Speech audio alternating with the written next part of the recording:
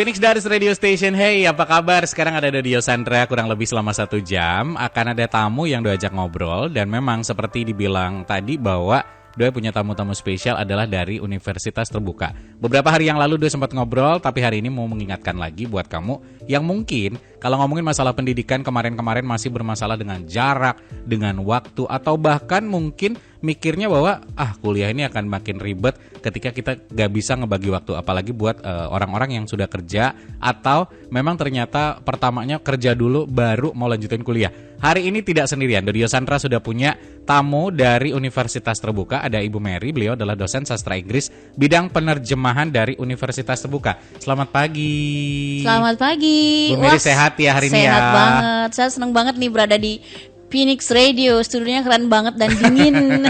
Itu yang disuka ya, karena di luar panas ya Bu ya.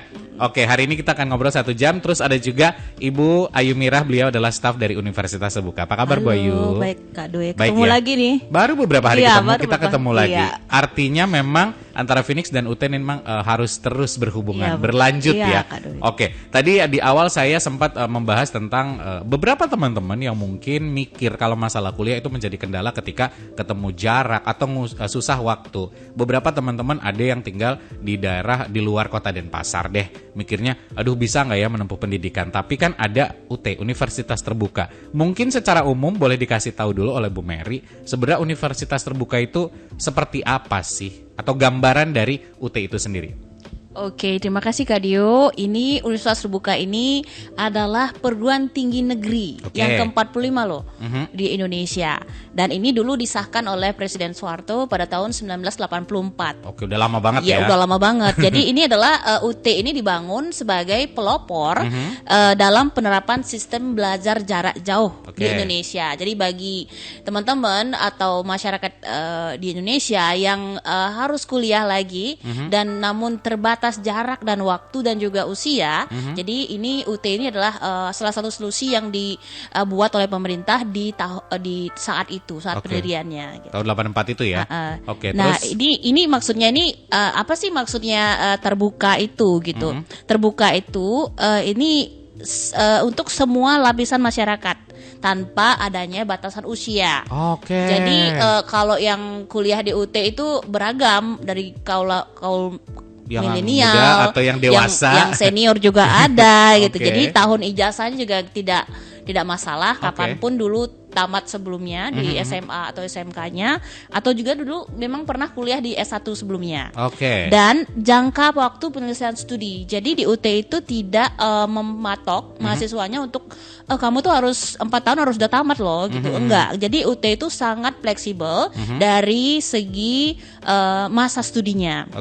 Nah, selain itu, jadi sistem belajar jarak jauh ini mahasiswanya itu terbuka bebas dari batasan ruang dan waktu. Jadi ini sebenarnya UT ini kan ada di seluruh Indonesia loh. Betul. Dan juga ada pelayanan luar negeri. Jadi sebenarnya masyarakat Indonesia yang ada di dalam negeri maupun di luar negeri itu bisa kuliah di UT. Gitu. Bahkan kami kalau di Bali itu di seluruh kabupaten ada, bahkan teman-teman yang kuliah dari Nusa Penida pun bisa. Dari Nusa Penida bisa, dari luar daerah yang mungkin agak lebih terpencil bisa. Ya, jadi tidak mengenal batasan ruang dan waktu, terutama teman-teman yang ngambil online itu mereka bisa mengakses e-learning kami kapan saja, di mana saja. Nah, ini jadinya ini adalah solusi bagi semua masyarakat Bali yang ingin kuliah tanpa harus meninggalkan pekerjaannya dan juga aktivitasnya. Jadi teman-teman yang kuliah misalnya mau kuliah di UT, jadi nggak usah khawatir, saya kerja itu nggak usah khawatir. Jadi kerjanya tetap jalan, nanti belajarnya itu bisa sambil setelah bekerja atau saat waktu-waktu senggang saat istirahat. Karena gitu, memang tadi masalah waktu itu bisa kita tentuin sendiri. Jadi ketika saya fokus di penyiaran, karena pagi siaran, gak masalah ketika mau ngambil UT juga. Karena bisa jadi malam atau sorenya sambil kuliahnya kayak gitu ya Bu ya. Segampang itu. Tapi bener ya seperti Bu Mary bilang tadi bahwa ternyata ketika kita ingin kuliah di sini kalau ada kemauan ya. Kalau nggak ada kemauan itu kan beda case atau beda cerita ya. Tanpa meninggalkan aktivitas atau profesi atau juga hobinya kita. Kamu tetap bisa kerja, kuliahnya juga tetap jalan terus. Apalagi dengan tadi dibilang bahwa ada sistem belajar jarak jauh, di mana dalam artinya bahwa tidak ada batasan ruang lagi untuk belajar tidak ada batasan waktu lagi untuk belajar. Bu, yang menjadi keunggulan dari UT sendiri, selain kalau tadi kan kalau yang Ibu bahas itu udah unggulan-keunggulan ya kalau menurut saya. Ini apalagi sih sebagai perguruan tinggi negeri di Bali, karena tadi aja Ibu bilang oke ini perguruan tinggi negeri loh, terus juga kelebihan-kelebihan sistem dan waktu segala macam. Boleh kasih tahu dong Bu? Oke, ada banyak sekali ya kelebihan dari Universitas Terbuka ini. Nah, dari segi persyaratan nih saya bahas dulu. Jadi ini membuka peluang yang sangat besar bagi semua masyarakat dari berbagai kalangan untuk kuliah. Oke. Dan ini juga ini merambah ke orang-orang yang ingin melanjutkan studinya di S2, S3 dan bahkan ingin mengambil bidang ilmu yang lain. Oke. Jadi ini sangat sangat bagus gitu. Jadi Oke. bagi teman-teman yang ingin mengambil bidang lain yang kaitannya dengan pekerjaannya saat ini. Kemudian gini teman-teman yang ingin kuliah nanti, jadi Finers yang ingin kuliah nanti itu harus memiliki syaratnya. Pertama adalah tentu saja ijazah SMA atau SMK sederajat yang sudah mendaftar di Universitas Terbuka dan tanpa adanya seleksi. Jadi di UT tidak ada seleksi untuk mahasiswa S1-nya dan diplomanya. Lalu. Nah, dari segi biaya, nah ini kita karena dia terbuka dan jarak jauh, jadi mahasiswa tidak perlu membayar uang gedung untuk itu. Oh, iya. Karena kan belajarnya dari tempat masing-masing gitu. Kecuali kalau misalkan mahasiswa memang harus tatap muka atau memang request tatap muka, maka memang tentu saja ada penambahan biaya untuk itu, tapi tidak banyak untuk itu. Iya. Nah, ini mahasiswa tidak membayar uang kuliah. Jadi mahasiswa hanya membayar uang kuliah tunggal. Jadi setiap kali melakukan registrasi setiap semesternya makanya bayar. Nah, uang satu semester itu sudah include buku, biaya pembelajaran, kemudian biaya ujian. Jadi tidak ada pembayaran lain lagi. Jadi kalau misalkan semester ini saya mau kuliah, jadi registrasikan, udah selesai sampai ujian terakhir gitu. Jadi sampai seluruh mata kuliahnya sudah habis diambil ditempuh gitu. Terus di samping itu. Nah, di samping itu jadi tidak. Nah, kita kalau di perguruan tinggi konvensional biasanya kan itu mahasiswa sibuk kalau di akhir-akhir itu kan sibuk bikin skripsi ya. Nah, karena ini mahasiswanya adalah sistemnya online dan juga jarak jauh, tidak ada batasan ruang dan waktu, maka di sini di UT itu ada istilah lain, yaitu namanya tugas akhir program dan karya ilmiah. Jadi mahasiswa yang akan menuju ke wisuda atau yudisium, mereka harus menyelesaikan tugas akhir program itu bentuknya online. Esai, kemudian mereka juga harus membuat satu artikel ilmiah. Bisa. Artikel ilmiah ya minimal 9 halaman gitu ya biasanya. Masih aman sih Bu, 9 masih bisa. Daripada bikin skripsi yang puluhan halaman ya, dan belum lagi harus bimbingan ketemu dengan ini. Jadi di UT ya itu gininya tidak ada skripsi, tapi penggantinya adalah seperti tadi tugas akhir dari ujian akhir program tersebut. Dan salah satu yang paling penting tadi saya sudah sampaikan bahwa Finers yang mau kuliah di UT, jadi tidak akan kami berhentikan dari UT. Jadi selama mahasiswa bisa menentukan sendiri masa studinya, maunya cepat, maunya agak slow, ya itu kembali lagi ke mahasiswa kami. Sepanjang mahasiswa tidak mengundurkan diri, berarti mahasiswa itu masih tetap bisa meregistrasikan mata kuliahnya setiap semesternya. Dan masih terdaftar sebagai mahasiswa. Berarti nggak di DO ya? Saya takutnya ketika saya sibuk siaran, terus ada job MC, saya juga nyanyi. Ya, alasannya kenapa kok tidak membatasi masa studi? Ya karena kami kan ruang kelasnya banyak. Karena online, jadi ruang kelasnya tidak terbatas. Ruang kelasnya. Beda kalau yang konvensional lagi. Beda yang seperti kampus biasanya ya. Karena kan terbatas sama ruang-ruang tadi. Baiklah. Jadi sangat banyak ya kelebihan-kelebihan. Tadi tidak adanya DO atau dikeluarkan selama memang kita masih terdaftar, karena untuk masalah waktu kita yang nentuin. Skripsinya tidak ada, kita hanya ada di ujian akhir program tadi, di mana tugas-tugas ya 9 lembar atau mungkin kalau 10 pun nggak masalah. Masih bisa dikerjain daripada skripsi itu kan tebel banget ya Bu ya. Terus di samping itu jangan lupa salah satu syarat adalah kita sudah lulus SMA SMK atau sederajat, nanti ijazah dilegalisir yang pastinya dengan detail-detail yang lain. Saya ke Bu Ayu dulu. Bu Ayu ngomongin tentang sistem belajar. Tadi kan sempat dibahas sama Bu Mary adalah jarak jauh, ditekankan jarak jauh. Mungkin bisa dibantu juga bagaimana sistem jarak jauh ini bisa diberlakukan di mahasiswa oleh universitas terbuka. Oke.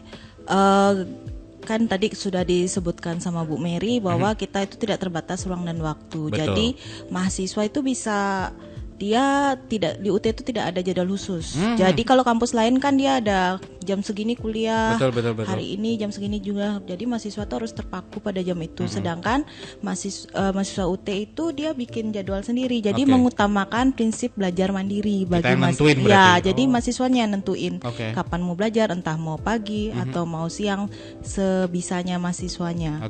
Lalu mengacu pada bahan ajaran diperoleh, nanti dia kan mahasiswanya setelah bayar dia mendapatkan bahan ajar. Nah, itu berdasarkan bahan ajar yang sudah diperoleh, maka mahasiswa bisa menentukan jadwal belajarnya mau kapan. Seperti itu. Terus Selain itu, karena sistemnya kita online, maka kita ada berbagai bantuan belajar. Seperti tutorial tatap muka berbasis web, tutorial online, dan tugas mata kuliah yang semuanya disajikan secara online. Jadi semuanya itu bisa diakses online, tidak perlu datang ke tempat ke kampus misalnya. Jadi semuanya bisa diakses melalui laptop atau lewat HP seperti itu. Jadi memudahkan mahasiswa untuk jadi nggak perlu datang kemana-mana, tinggal di rumah aja sudah bisa belajar. Iya, karena kita yang ngatur jadwalnya mau belajar kapan atau nggak belajar. Mau sekarang atau mau tengah malam, terserah mahasiswanya. Selain itu juga bisa mendapatkan akses layanan pendidikan lainnya seperti perpustakaan digital atau media pembelajaran lainnya seperti audio atau video. Itu bisa kita akses? Ya, bisa yang penting diakses. Kita udah terdaftar ya, yang penting sudah terdaftar sebagai mahasiswa UT, sudah membayar uang mata kuliah. Nanti semua layanan ini akan bisa didapatkan oleh mahasiswa UT. Seperti itu. Jadi dengan fasilitas-fasilitas tadi, tutorial online, terus library-nya atau perpustakaan digitalnya bisa kita akses ketika kita sudah jadi mahasiswa, dan berarti kita bisa belajar di mana saja. Ya, kita bisa belajar di mana saja. Wow, seru sekali tampaknya. Tapi kira-kira program studi favorit kamu ada nggak di sini? Nanti akan kita bahas. Kita break dulu ya. Jadi buat Viners yang penasaran, sesaat lagi Do pasti akan balik lagi untuk lanjut ngobrol sama Bu Ayu dan juga Bu Mary. Phoenix Dades Radio Station, masih ada Dodio Sandra yang nemenin kamu sampai jam 12 siang nanti. Aku tidak sendirian, masih ada Bu Ayu dan juga Bu Mary. Nah, kalau tadi kan sempat ngebahas tentang kelebihan-kelebihan dari universitas terbuka, terus juga sempat ngebahas bagaimana cara belajar atau sistem belajar jarak jauh. Saya mau ke Bu Ayu dulu. Ini ngomongin tentang program studi.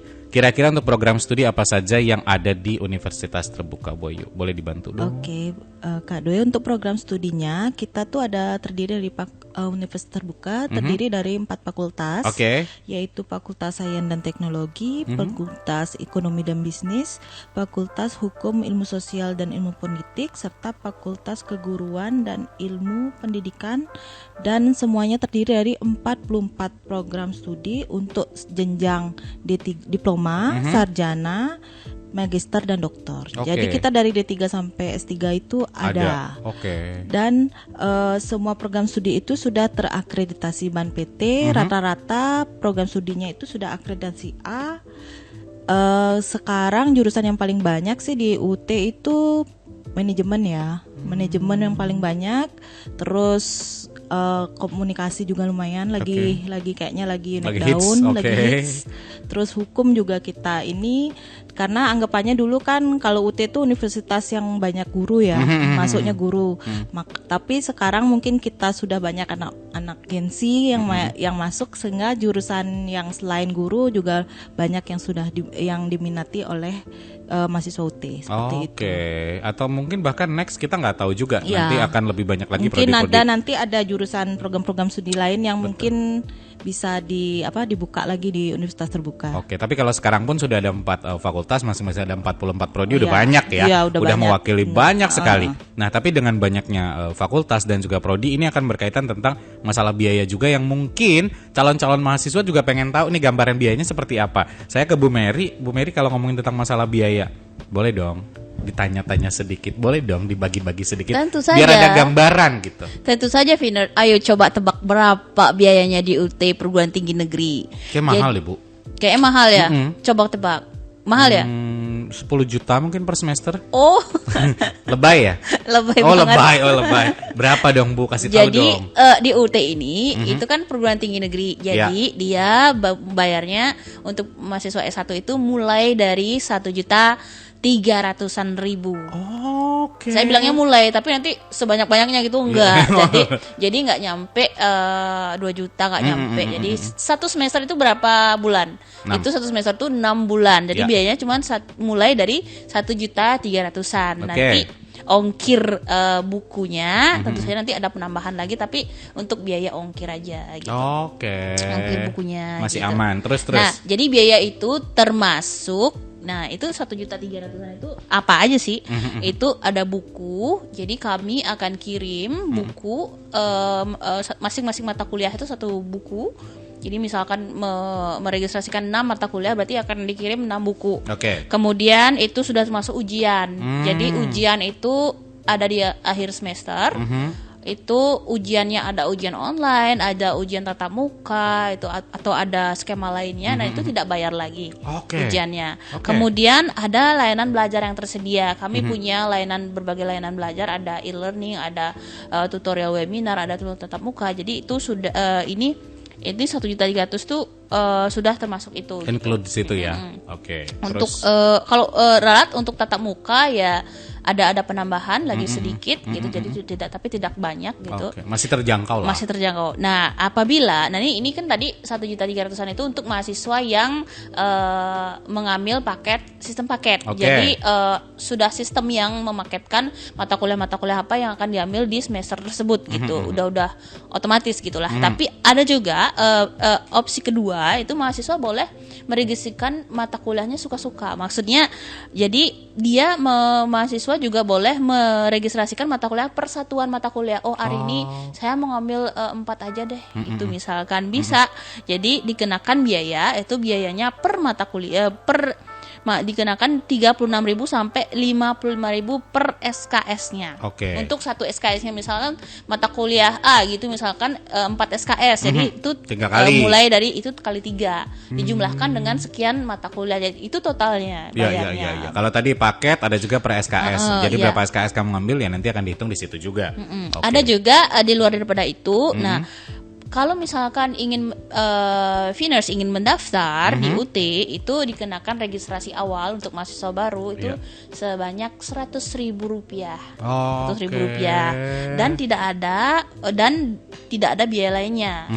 100.000 aja. Nah, setelah 100.000 mengisi informasi di MyUT, habis itu lanjut bayar yang 1.300.000-an itu. Udah jadi sudah aktif menjadi mahasiswa tandanya. Tapi kalau baru 100.000 aja itu belum mahasiswa loh. Iya, kan belum milih yang lain juga. Iya, jadi karena kalau sudah mendapatkan NIM dan sudah meregistrasikan mata kuliahnya, nah itulah baru resmi menjadi mahasiswa UT. Nah, ada juga mahasiswa atau Finers yang ingin misalkan alih kredit gitu. Kami panggilnya namanya RPL gitu. Jadi itu akan dikenakan biaya 300.000. Karena 300.000 itu maksudnya kalau yang teman-teman yang alih kredit kan memakai ijazah atau transkrip nilai di perguruan tinggi sebelumnya. Atau perguruan tinggi sebelumnya. Nah, itu butuh proses. Jadi itu dikenakan biaya 300.000. Jadi apa mata kuliah yang diakui dan tidak usah ditempuh lagi di UT, nah itu ada proses ininya alih kreditnya. Rp300.000 aja ya. Tapi yang bikin penasaran nanti setelah lulus kira-kira peluang kerjanya seperti apa, kita akan bahas setelah yang satu ini ya Bu. Phoenix Daris Radio Station masih ada Dio Sandra dan juga Universitas Terbuka. Tadi ngebahas tentang bagaimana biayanya, terus cara macam-macam lah pokoknya prodinya dan fakultas. Tadi fakultas ada 4, terus prodinya sendiri 44-an lebih. Dan yang pastinya kemungkinan atau tidak menutup kemungkinan nantinya juga akan ada lagi fakultas atau juga prodi-prodi yang lainnya di mana mungkin saja bisa menjadi solusi buat kamu. Nah, kalau ngomongin solusi juga ketika kita lulus kuliah, artinya kita juga akan mikirin pekerjaan. Nah, bagaimana dengan hasil lulusan atau serapan di tenaga kerja dari lulusan Universitas Terbuka? Saya ke Bu Mary, mungkin boleh diceritain atau digambarin lulusan-lulusan selama ini yang masih kontak, kira-kira mereka jadi apa sekarang atau kerja di bidang apa? Nanti mohon maaf Ibu sesekali boleh ke kamera sama mic-nya nanti lebih dekat ke Ibu ya. Oke, Viners. Oke, bicara tentang lulusan dan serapan tenaga kerja, tentu saja lulusan universitas terbuka tidak dapat disangsikan kembali ya. Nah, di Bali saja, di Provinsi Bali itu memiliki alumni sebanyak 33.000 alumni.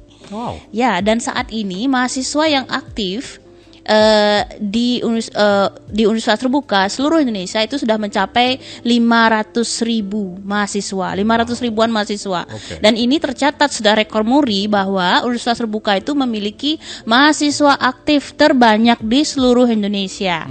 Nah, kalau kita berpikir mahasiswa universitas terbuka itu adalah mahasiswa yang sebagian besar sudah bekerja.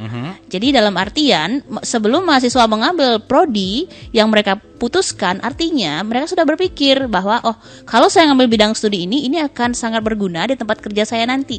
Atau di tempat kerja saya yang sekarang gitu. Jadi tidak ada alasan bahwa lulusan terbuka itu tidak mendapatkan tempat kerja gitu. Jadi ini sebelum mereka bekerja, sebelum mereka menjadi mahasiswa, mereka sudah tahu bahwa prodi yang mereka ambil itu mendukung kinerja mereka di tempat kerja. Dan untuk Viners ketahui, di tahun 2019 Universitas Terbuka mencapai rekor muri yaitu lulusan CPNS di tahun 2019 itu yang terbanyak itu adalah dari lulusan Universitas Terbuka. Gitu. Jadi, kok mahasiswa Universitas Terbuka kok kebanyakan kok tahun 2019 CPNS-nya kebanyakan dari UT ya gitu. Kenapa gitu ya? Jadi sebenarnya di UT itu mahasiswa sudah biasa belajar secara mandiri dan sudah biasa mengikuti proses-proses ujian dari jarak jauh, terutama menggunakan sistem CAT. Jadi mahasiswa Universitas Terbuka itu sudah terbiasa kalau ujian pakai ujian online. Nah, sama skemanya dengan ujian CPNS. Jadi kalau untuk memperoleh untuk bisa lulus CPNS, mahasiswa itu kan orang yang lulus PNS itu kan dia melalui tahapan-tahapan yang panjang dan melalui proses belajar yang panjang dan mandiri, dan mereka membuat jadwal belajarnya sendiri. Jadi secara otomatis tes PNS itu sudah bukan sesuatu yang sangat baru, pengalaman yang baru bagi mahasiswa Universitas Terbuka. Jadi saya yakin lulusan Universitas Terbuka itu sudah terbiasa untuk menghadapi tes-tes sekelas tes CPNS dan P3K gitu. Oke.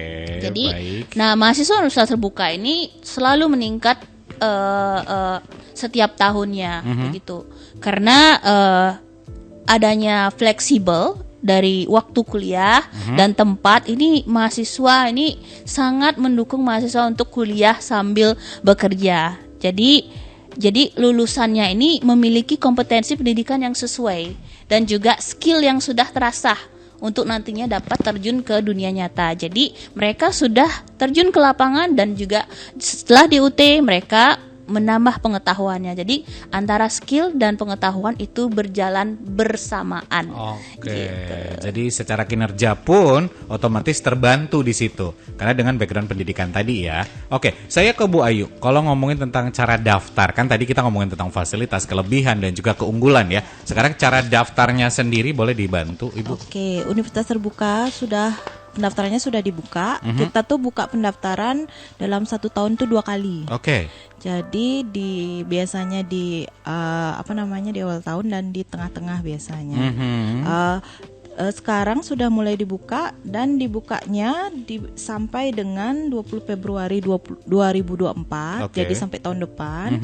Untuk jalur biasa, dan untuk jalur RPL yang alih kredit yang tadi dibilang sama Bu Mary yang misalnya dari kampus lain misalnya pingin lanjutin ke UT, itu dibukanya sampai dengan tanggal 31 Januari 2024. Oke, masih cukup panjang ya waktunya, masih cukup panjang, masih bisa mungkin untuk melengkapi berkas-berkasnya, mempersiapkan diri. Okay. Dan berkasnya yang dibawa itu hanya perlu mempersiapkan fotokopi ijazah terakhir, legalisir basah. Oke.